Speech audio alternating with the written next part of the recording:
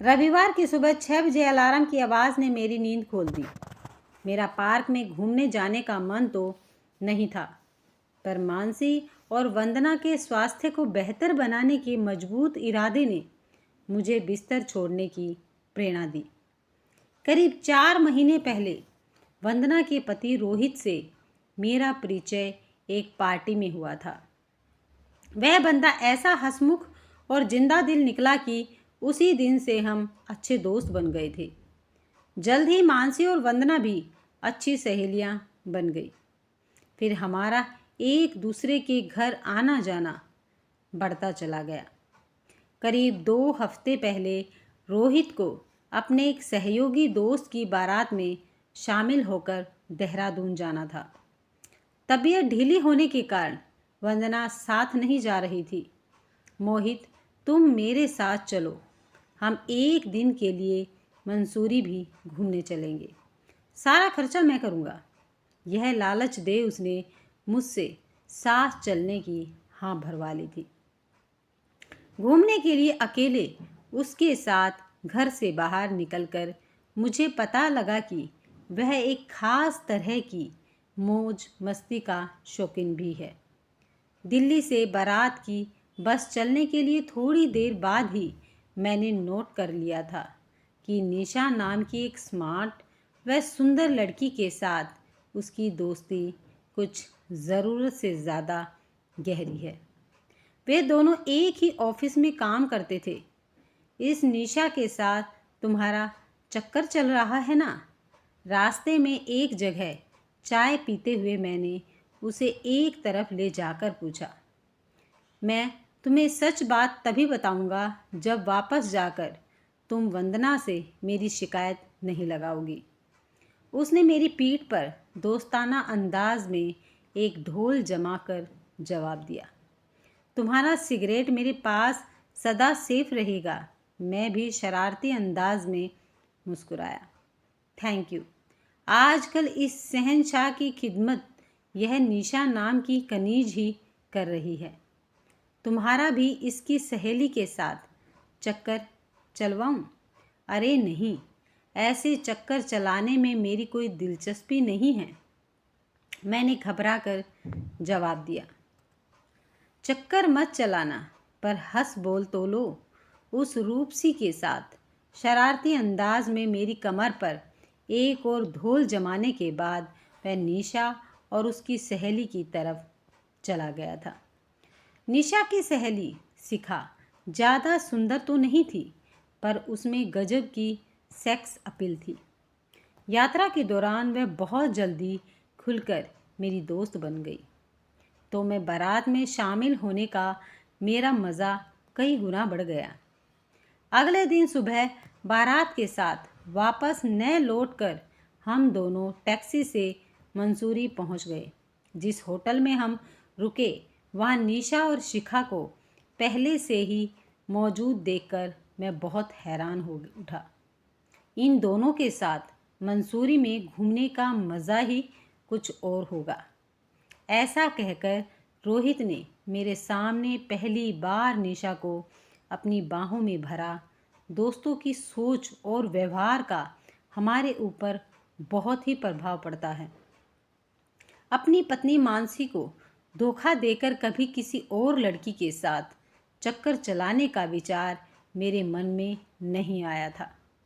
यह रोहित की कंपनी का ही असर था कि शिखा के साथ की कल्पना कर मेरे मन में गुदगुदी सी होने लगी थी।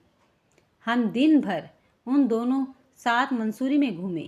रात को रोहित उन दोनों के कमरे में चला गया, फिर शिखा मेरे कमरे में आ गई। रोहित के साथ मैंने जो शराब पी थी, उसके नशे ने मेरे मन की सारी हिचक और डर को गायब कर दिया था। उस पल ये विचार मेरे मन में नहीं उठे कि मैं कोई गलत काम कर रहा हूँ या मानसी को धोखा दे रहा हूँ। शिखा ने पूर्ण समर्पण से पहले ही अपने पर्स से एक कॉन्डम निकालकर मुझे थमा दिया। उसकी इस हरकत से मुझे तेज झटका लगा। मेरे मन में फौरन यह विचार उठा कि वह कोल गर्ल है और फिर देखते ही देखते उसके साथ मौज मस्ती करने का भूत मेरे सिर से उतर गया था। मेरा मन बदल गया। प्लीज़ तुम सो जाओ। पलंग से उतर मैं बालकनी की तरफ चल पड़ा। Are you sure?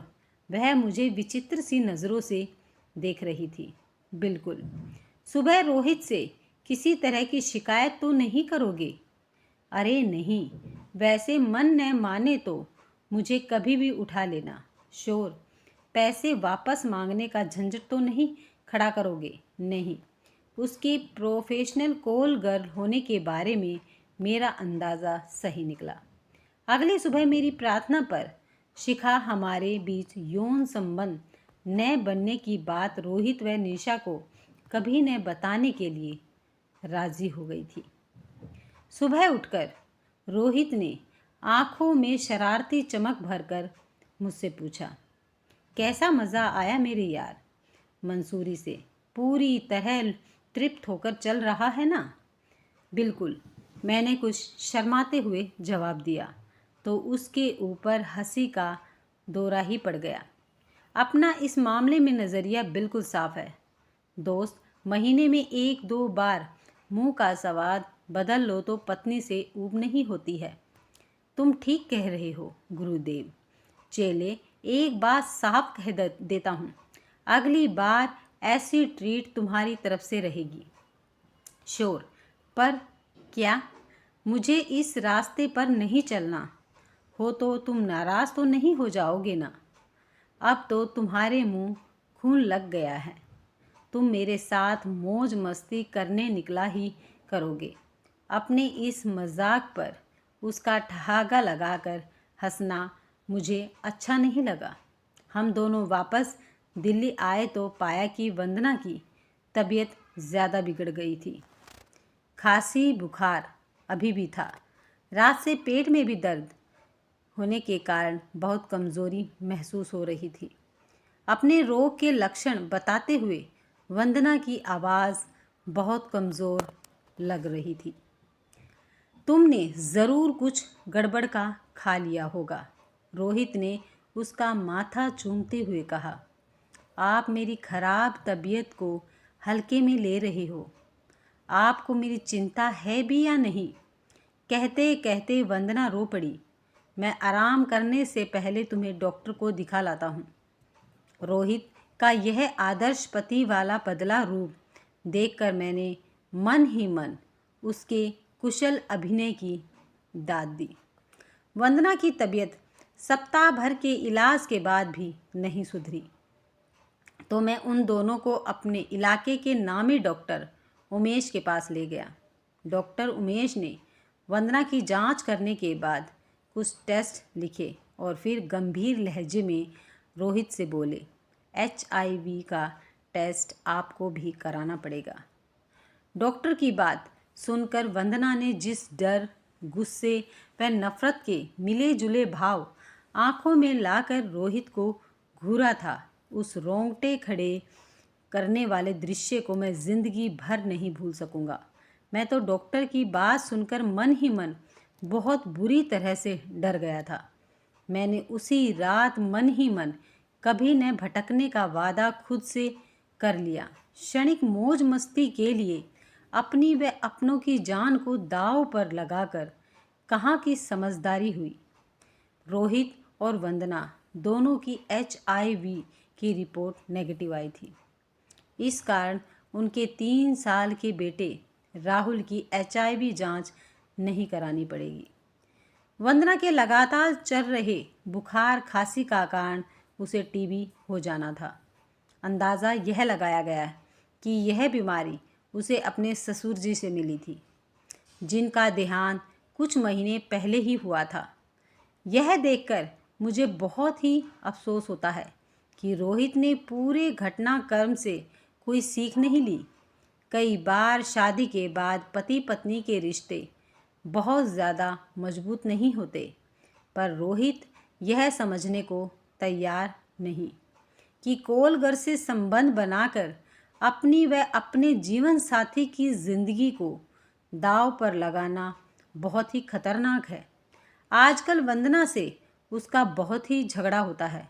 मैं इधर उधर मुंह मारने वाले इस इंसान को अपने साथ सोने का अधिकार अब कभी नहीं दूंगी। मानसी से मुझे पता चला कि वंदना अपने इस कठोर फैसले से हिलने को कतई भी तैयार नहीं है। रोहित मुझसे मिलते ही वंदना की शिकायत करने लगता है। वह मुझे अपने पास नहीं आने देती है। बेड़ा गर्क हो इस डॉक्टर उमेश का, जिसने वंदना के मन में HIV का वहम डाला। मेरी कम अकल पत्नी की जिद है कि मैं हर महीने उसे HIV से मुक्त होने की रिपोर्ट लाकर दिखाऊं, नहीं तो अलग कमरे में सोऊं। उसका डरना व गुस्सा करना अपनी जगह ठीक है। HIV का संक्रमण तुम्हारी पत्नी को ही नहीं बल्कि आने वाली संतान को भी यह खतरनाक बीमारी दे सकता है। तुम्हें तो पता ही है कि इस मामले में मैं बचाव का पूरा ध्यान रखता हूँ। गलत काम करना पूरी तरह से छोड़ ही दो ना। तुम ऐसे दूध के धुले नहीं हो जो मुझे लेक्चर दो। वह चिढ़कर नाराज़ हो गया तो मैंने चुप्पी साध ली। अब वंदना का स्वास्थ्य धीरे धीरे सुधर रहा था। वह अब हमारे साथ घूमने जाने लगी थी। मैंने मानसी के व्यक्तित्व को आकर्षक बनाने का जिम्मा अपने ऊपर ले लिया है। मोटापा कम करने के लिए मैं उसे सदा उत्साहित करता रहता हूँ। नियमित रूप से ब्यूटी पार्लर जाया करो, ऐसी जिद भी मैं करने लगा हूँ। अलार्म की आवाज़ सुनकर मानसी उठना चाहती थी, पर मैंने उसे बाहों में कैद करके अपनी छाती से लगा लिया। कुछ मिनट के रोमांस के बाद ही मैंने उसे बिस्तर छोड़ने की इजाज़त दी। मानसी ने मेरे कान से मुंह सटाकर प्यार भरे स्वर में कहा, आप बहुत ही ज़्यादा बदल गए हो। मुझ में आया बदलाव तुम्हें पसंद है ना? मैंने शरारती लहजे में पूछा तो वह शर्माती हुई बाथरूम में चली गई। मानसी की बात में सच्चाई है। उसे देखते ही मेरा मन भावुक हो जाता है। फिर उसे छाती से लगाए बिना मन को चैन ही नहीं मिलता। मौज मस्ती का शौकीन रोहित पर स्त्री से यौन संबंध बनाने से बाज नहीं आ रहा। मेरे लाख समझाने के बावजूद वह इस मीठे जहर के खतरे को देखना ही नहीं चाहता है। जिस दिन उसकी HIV की रिपोर्ट पॉजिटिव आ गई, उस दिन क्या वह बुरी तरह नहीं पछताएगा? उस जैसे जिंदा दिल आदमी का एड्स का शिकार बन अपनी जिम्मेदारियां अधूरी छोड़कर दुनिया से विदा हो जाना सचमुच एक बहुत बड़ी ट्रेजेडी